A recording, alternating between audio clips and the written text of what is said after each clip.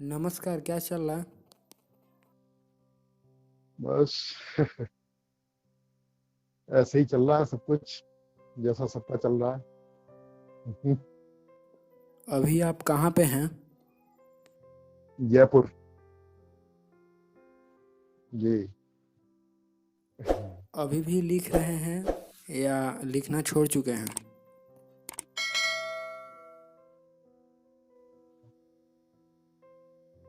लिखना पढ़ना। मैं यह पूछना चाहता हूँ कि अभी भी आप लिख रहे हैं कविताएं या उसको ड्रॉप कर चुके हैं? हाँ। नहीं, ड्रॉप तो कुछ नहीं होता। लिखने वाला हमेशा लिखता रहता है, लेकिन हाँ, कम ज्यादा हो जाता है। जी।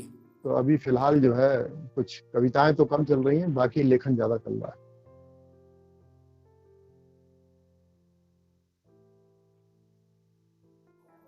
आपकी कविताओं जितना भी मैंने पढ़ा, चाहे वो इस दुनिया में क्या हम्म। हो या हम्म। फिर जितनी भी कविताएं, सब में यही लगता है कि आप दुनिया से लड़ना चाहते हों या फिर आप दुनिया से लड़ रहे हों।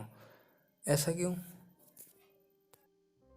नहीं, दुनिया से तो लड़ना मुश्किल होता है। एक्चुअली दुनिया में जो खराबियां हैं और जो मनुष्य विरोधी गतिविधियां हैं, उनसे जरूर दो चार करने की इच्छा होती है।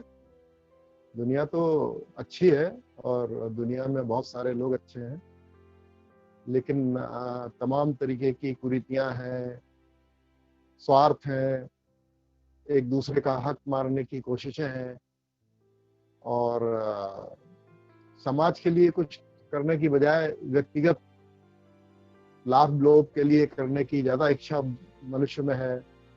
इसलिए होता क्या है कि जो निर्बल हैं, वंचित हैं, गरीब हैं और सीधे लोग हैं, वो परेशान होते रहते हैं। और इसके पीछे एक बड़ा तंत्र होता है। ये कोई एक व्यक्ति नहीं करता ना। आपकी व्यवस्था ऐसी होती है कि ऐसे कई व्यक्ति होते हैं जो अपनी स्वेच्छाचारी होते हैं, अपने मन से अपने फायदे के लिए काम करते हैं। तो उस व्यवस्था की खामियों से लड़ना हर जागरूक नागरिक का कर्तव्य बनता है, ऐसा मैं सोचता हूँ।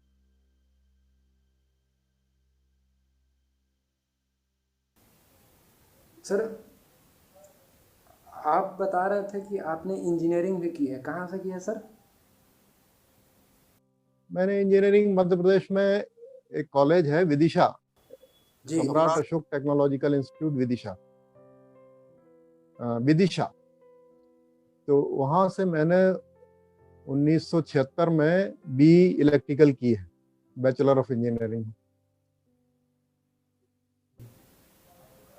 उसके बाद क्या आप मतलब करने के बाद इंजीनियरिंग उसके बाद भी आप मतलब कहीं पे प्लेसमेंट लिए या जॉब किए या फिर ड्रॉप आउट करके फिर यहाँ पे साहित्य में आ गए?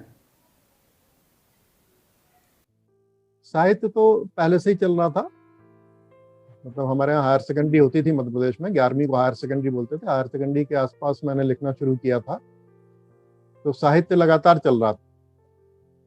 उसके बाद में इंजीनियरिंग करने के बाद में मैंने 2 वर्ष जो है वहीं अपने कॉलेज में ही लेक्चरशिप की। उसके बाद मैं महाराष्ट्र चला गया इलेक्ट्रिसिटी बोर्ड में, और उसके बाद एक आध और नौकरी बदलते हुए फिर मैं एनटीपीसी में आ गया, इलाहाबाद आ गया, और यूपी में रहा 8-10 साल। उसके बाद राजस्थान आ गया, फिर महाराष्ट्र चला गया फिर से। इस तरह से गुजरात, मध्य प्रदेश होता हुआ वापिस राजस्थान आया, फिर यहाँ से जम्मू चला आया। तो इस तरह नौकरी में रहा, लेकिन साहित्य बखूबी चलता रहा। वहाँ व्यस्त भी रहता था। मेरा जो काम था वो बहुत अलग तरीके का था, ट्रांसमिशन लाइन का। तो उसमें समय बहुत लगता था, लेकिन उसके बावजूद जब घर पे मैं आता था रात में, तो कुछ लिखने की इच्छा जरूर होती थी। और रात को 9 बजे से लेकर 10-11 बजे तक मैं कुछ किया करता था, लिखने पढ़ने का काम।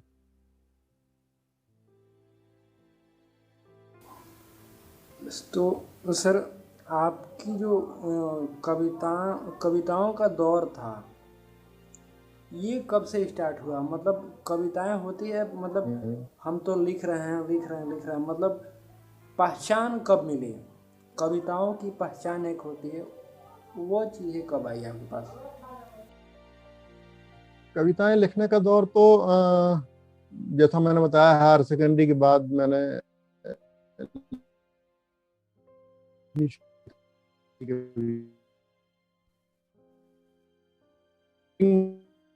मैं असल तो तब तक मैंने अपनी इंजीनियरिंग पास नहीं कर ली।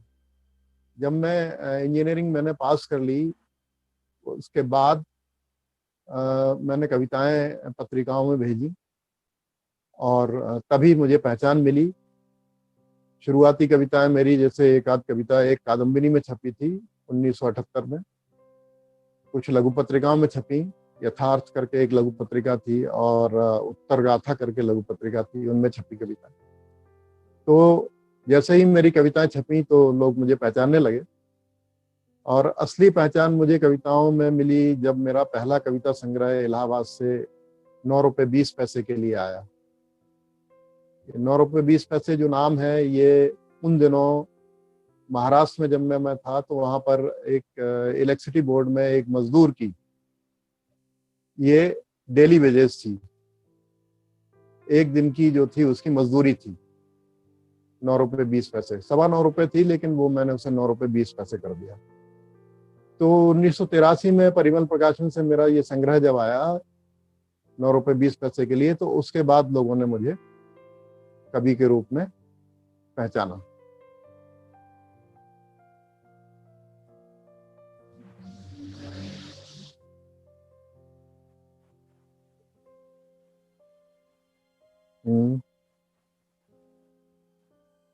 कादम्बिनी में 1978 में आया था। 1979 में उत्तर गाथा सब्यसाची निकालते थे मथुरा से, और उन्हीं दिनों यथार्थ, फिर मध्य प्रदेश से मध्य प्रदेश संस्कृति और साहित्य की पत्रिका निकलती थी साक्षात्कार, उसमें आई कविताएं। इस तरह फिर तो कविताएं मैं लिखता रहा, भेजता रहा। इससे पहले भेजने में मुझे संकोच भी होता था, तो जब भेजता था तो जरूर छपती थी कविताएं, और युवा लोग काफी तारीफ भी करते थे। सर, आपकी कोई बुक भी आई हुई है? हाँ, मेरी मैंने बताया ना कि पहली किताब जो थी वो 1983 में 9 रुपए 20 पैसे के लिए आई थी। आप देखिए, तो ये पहली पुस्तक आई थी। इसके बाद बहुत दिनों तक मैंने नई किताब छपवाई। फिर 19 साल बाद एक ये किताब आई, श्वेत पत्र। हाँ, और उसके बाद एक संग्रह आया कविता का, ईश्वर की चौखट पर। ये तो वही था जो मैंने बताया, नहीं अलग है, ये वही है। हाँ, वो ईश्वर की चौखट पर थी। तो इस तरीके से 3 कविता संग्रह आए। बाकी गद्य की किताबें भी हैं, एक कहानी की किताब है, और एक बचपन के संस्मरणों के आधार पर लिखा गया उपन्यास भी है, पांव जमीन पर, 2010 में आया था। और आलोचना की किताब है जिसका नाम है कविता का जनपक्ष। जी। तो सर, आपको क्या लगता है उस टाइम के जो आप कविताएं थीं, या फिर जो उस टाइम के दौर थे, और आज के जो कविताएं हैं और आज के जो दौर हैं, आपको क्या लगता है इसमें अंतर और डिफरेंस क्या लगता है? कुछ नया हो सकता है, या फिर ये युवाओं में सुधार करनी चाहिए थी? हर दौर में कुछ ना कुछ नया होता रहता है, और परिवर्तन तो प्रकृति का नियम ही है। समाज में भी परिवर्तन होता है, लेकिन कभी बहुत धीमी गति से होता है और कभी बहुत तेज गति से होता है। तो 1989 के आसपास जो परिवर्तन होना शुरू हुआ, तो एक ग्लोबलाइजेशन, प्राइवेटाइजेशन, लिबरलाइजेशन की लहर आई, वैश्वीकरण, उदारीकरण, निजीकरण, उसने समाज और संस्कृति को बहुत प्रभावित किया। अर्थ को तो प्रभावित किया ही, आर्थिक नीतियों को, लेकिन समाज की रुचियों को, क्योंकि समाज जो था वो एक ऐसा समाज बन गया था, पूंजीवादी समाज, जिसमें मुनाफा एक तरफ है, दूसरी तरफ प्रोडक्ट्स हैं। जो उत्पाद हैं वो जरूरत से ज्यादा चाहे अनचाहे आपको खरीदने हैं, आपके लग्जरियस चीजें आपके पास होनी चाहिए, ऐसा लोगों का मानस बनाया गया विज्ञापनों के द्वारा। और इसके साथ ही जो आर्थिक उदारीकरण की और निजीकरण की प्रक्रिया शुरू हुई, तो निश्चित रूप से लोगों का सोच बदला। अब दुनिया में पूंजीवाद की जो प्रवेश होता है, तो उसके साथ साथ पूंजीवाद का हिंदुस्तान में एक बड़े पैमाने पर प्रवेश शुरू हो गया। पहले हमारी जो अर्थनीति थी वो कुछ मिक्स टाइप की थी, मिश्रित थी। अब जो है वो पूरी तरह मुनाफा आधारित शुरू हो गई, सरकारी संस्थाएं प्राइवेट होने लगी, बेरोजगारी बढ़ने लगी। लेकिन लोगों ने उस वक्त एक तरफ इस व्यवस्था का साथ दिया तो दूसरी तरफ उसका विरोध बहुत शिद्दत से किया। तो उसके विरोध में भी, बाजारीकरण के विरोध में, पूंजीवाद के विरोध में, निजीकरण के विरोध में कविताएं आई, और अच्छी कविताएं आई। उससे पहले संघर्ष की कविताएं आती थीं, जो हमारे बड़े कवि थे, नागार्जुन, त्रिलोचन, केदारनाथ अग्रवाल, शमशेर बहादुर सिंह, शील, धूमिल, रामधारी सिंह दिनकर उससे पहले थे। तो ये सब लोग मुक्तिबोध थे। तो इन सब लोगों ने समाज में जागरण की, और समाज में गरीब और अमीर के फासले की, संघर्ष की, गरीबी पे विजय पाने की, और श्रम की गरिमा को बढ़ाने वाली कविताएं लिखी। उसके बाद में ये सारा ये जो दौर आया 90 के बाद, 91 के बाद, उसमें लोगों ने बाजार और आर्थिक नीतियों, साथ में व्यवस्था की पूंजीवाद परस्ती के खिलाफ कविताएं लिखी, वो काफी लोकप्रिय हुई। लेकिन बाद में लोग इन सब के बड़े आदी जैसे हो गए। कुछ लोग लिखते रहे, पुराने दौर के लोग थे, कुछ परिवर्तित होते चले गए। नई पीढ़ी में वो चीज, वो पूरी की पूरी आग जो थी वो थी अवश्य, लेकिन अब वो एक नई तरीके की आग थी, क्योंकि भारत में सुविधाओं का विकास हो चुका था। हमारे जमाने में सुविधाएं उतनी नहीं थी, गांव बहुत पिछड़े हुए थे। सुविधाओं का विकास हो गया पूंजीवाद के दौर में, और बाजारीकरण के दौर में लोगों के पास में उपभोक्ता वस्तुओं की आमद हो गई। भले ही सबकी क्षमता ना हो खरीद पाने की, लेकिन फिर भी बहुत सारे लोगों ने बहुत कुछ खरीद लिया। हमारे ज़माने में साइकिलें बड़ी मुश्किल से मिलती थीं, अब हर एक के पास मोटरसाइकिल हो गई। मोटर बाइक लेके लोग चलते थे उस जमाने में भी, 1990-91 के बाद। तो ये सारी चीजें जो परिवर्तित हुई, तो धीरे धीरे ऐसा हुआ कि संघर्ष का जो चेतना थी, और जो समझ थी, जो एक श्रम की गरिमा के प्रति लोगों का जो भाव था, और खुद साहित्य के प्रति जो समझ थी, वो धीरे धीरे बदलती चली गई। और वो लाभ के लिए हो गई, वो अपने कैरियर के लिए हो गई, वो इन्हीं सब चीजों के लिए बनती चली गई। तो कविताओं में भी वो परिवर्तन आना स्वाभाविक था, और लोगों की कविताओं में वो परिवर्तन आए। अब लोगों ने रूप को ज्यादा स्थान दिया, और अपनी खुद की प्रतिष्ठा को ज्यादा स्थान दिया, बजाय समाज की बात करने की कुछ ऐसी बातें करनी शुरू कर दी, जिससे कि भ्रम तो हो कि हम समाज की बात कर रहे हैं, लेकिन वास्तव में वो व्यवस्था परस्ती की ही बातें थी। तो ऐसी कविताएं भी आई।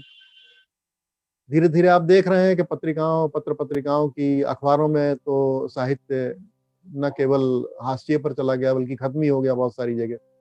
पत्रिकाएं भी कम होती चली गई। यही कारण व्यावसायिक पत्रिकाएं अच्छे जो थी, कवि जमाने में हमारे बहुत सी अच्छे जो पत्रिकाएं निकलती थी।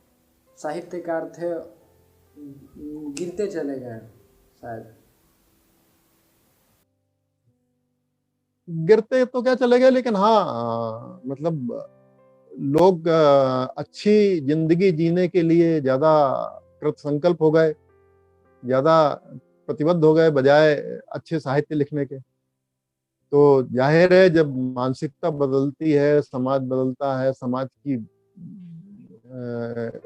संस्कृति बदलती है, मूल्य बदलते हैं, तो चीजें प्रभावित तो होती हैं।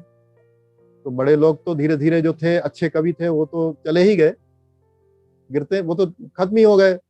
रघुवीर सहाय, सर्वेश्वर दयाल सक्सेना, धूमिल, ये सारे लोग चले गए। नागार्जुन, केदारनाथ अग्रवाल, शील, जो मैंने नाम बताए, वो सारे लोग चले गए। केदारनाथ सिंह अभी चले गए, या बहुत सारे लोग हैं जो चले गए। कुमार विकल थे एक अच्छे कवि, वो भी चले गए। तो लोग चले गए वो अच्छे कवि। फिर जो नई पीढ़ी आई, उनके बाद वाली पीढ़ी आई, उसमें भी बहुत सारे लोग थे, जैसे आजकल लिख रहे हैं उदय प्रकाश, कहानीकार के अलावा अच्छे कवि भी हैं। दूसरे लोग भी हैं, नरेंद्र जैन हैं, और बहुत सारे लोग थे, अभी भी हैं, लिख रहे हैं। उसके बाद वाली पीढ़ी भी कविताएं बहुत अच्छी लिख रही है। लोगों ने प्रेम के ऊपर बहुत अच्छी कविताएं लिखी हैं। हमारे एक प्रेम करण है मध्य प्रदेश में, और मोहन लहेरिया हैं। इस तरीके से इन लोगों ने भी बहुत कविताएं लिखी हैं। तो कविताओं का जो विषय वस्तु थी वो बदलती चली गई। वो थोड़ी ज्यादा गद्य के करीब भी होती चली गई, और सुविधाओं के करीब भी होती चली गई, और क्या कहना चाहिए, थोड़ी नफासत भी ज्यादा, अभिजात्य उसमें ज्यादा बढ़ता चला गया, ऐसा मुझे लगता है।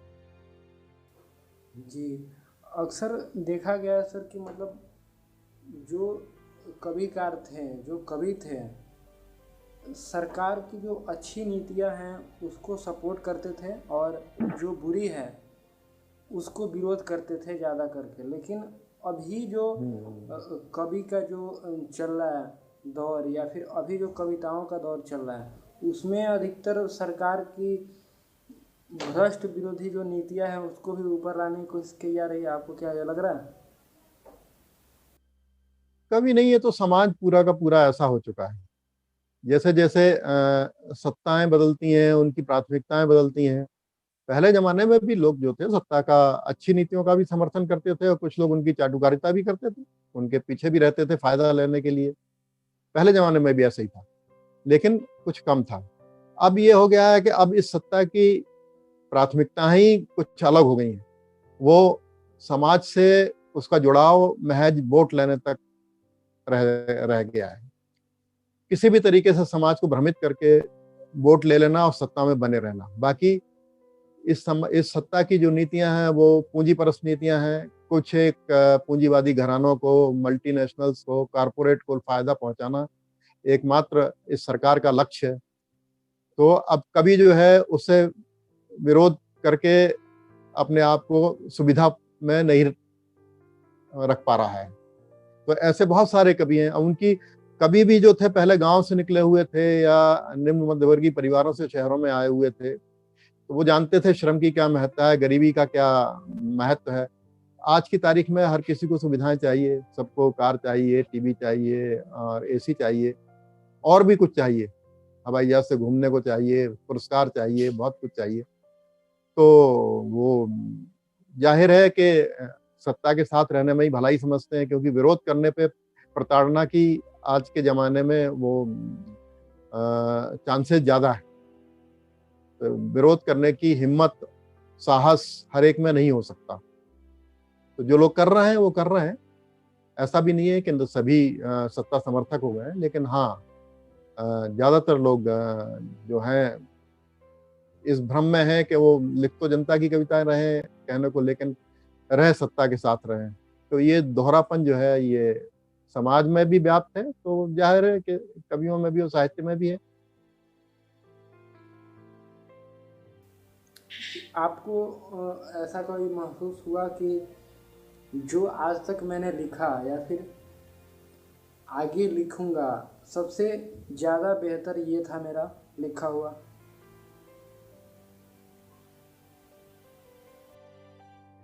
नहीं, ऐसा नहीं होता। दरअसल क्या है कि बेहतर, सबसे ज्यादा बेहतर तो कभी, अगर जो कभी मान लेता है कि उसका बेहतर लिख गया, तो फिर उसके बाद तो फिर वो और बेहतर क्या लिखेगा। इसलिए किसी भी रचनाकार को अपने लिखे के प्रति इतना आत्मुग्धता नहीं होनी चाहिए कि मैंने जो पहले लिख दिया वही बेहतर था, उसके बाद बेहतर नहीं है। तब तो समाज की गति अवरुद्ध हो जाएगी। जैसे हिंदी के बहुत सारे विद्यार्थी होते हैं और प्राध्यापक होते हैं अकादमिक किस्म के, वो मानते हैं कि मध्यकाल के बाद, भक्ति काल के बाद कविताएं ही ठीक से नहीं लिखी गई। रीतिकाल और छायावाद में जो कुछ लिखा गया वो बहुत महत्वपूर्ण नहीं था, और आधुनिक काल में तो सब कुछ बकवास ही लिखा गया। तो जहां हम ये मान लेते हैं तो फिर हम उससे आगे कैसे बढ़ सकते हैं? हमारे सामने चुनौती होती है कि हम उससे अच्छा लिखें जो लिखे थे, और लिखा जाना चाहिए।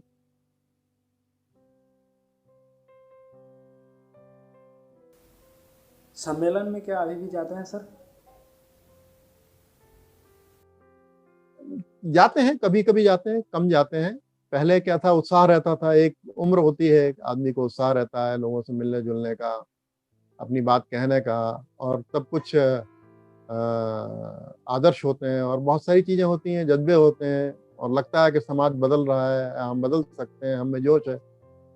धीरे धीरे वो सारी चीजें, उसे आप परिपक्वता भी कह सकते हैं, उसे उदासीनता भी कह सकते हैं, बहुत सारी चीजों का समन्वय हो जाता है उसमें।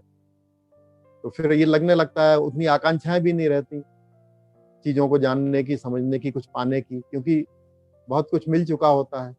तो वो वहां जाने का औचित्य तभी समझ में आता है कि हाँ, कोई महत्वपूर्ण कार्यक्रम कहीं हो रहा है तो जाने की इच्छा होती है, अन्यथा फिर जाना का कोई मतलब नहीं है। मिलना मिलाना भले ही हो जाता हम लोगों से।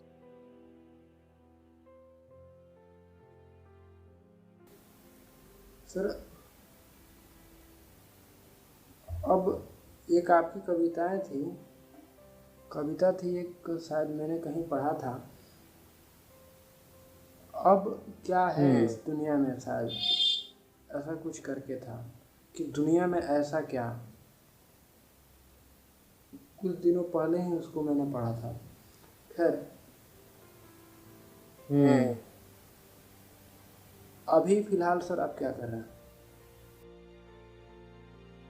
अभी फिलहाल बहुत सारी समाज विषयक टिप्पणियां लिखता हूँ, राजनीति विषयक टिप्पणियां लिखता हूँ, विज्ञान सम्मत टिप्पणियां लिखता हूँ, कुछ आलोचनात्मक टिप्पणियां लिखता हूँ साहित्य पर।